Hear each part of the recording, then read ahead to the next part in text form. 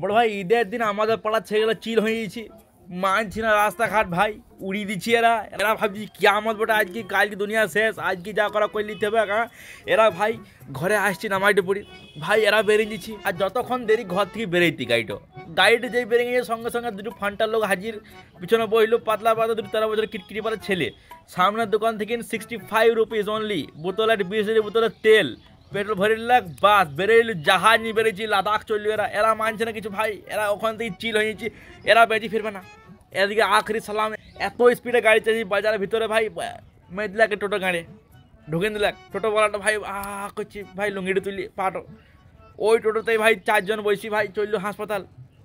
তাও তো ভালো, মা আমি ছেলেটা বলছি না আমরা গাড়িতে যাবো, গাড়িটা রাখ ভেঞ্চো, গাড়িতে আছে কিছু। আর ভাই একটি কথা বলে দিই ঠিক আছে, যে তোমরা ভাবছো যে গাড়িটাকে 80-র উপরে চালাবে, ভাই চালালি কিন্তু হেলিকপ্টার হয়ে যাবে না, ওইটা উঠতে লাগবে না ব্রো। রিল্যাক্স রিল্যাক্স, ঈদ হবে, পরের বছর হবে, তারপর বছর হবে, তোমাকে বাঁচতে হবে, পরের বছর আবার কাপড় কিনতে হবে। কিয়ামত লয় যে আজকেই দেহটাকে শেষ করে দিতে হবে, না আজকে বাঁচি ঘর ফিরলে হবে না, ওরকম করে দিও না। জোড়া গাড়ি চালাইছো, কোনো গাড়ি নিয়ে চলে আসবে ভ্যানচো, গাজরা হেলুয়া হয়ে যাবে, লোকে ক্ষীর হয়ে ফেলে দেবে। রিল্যাক্স।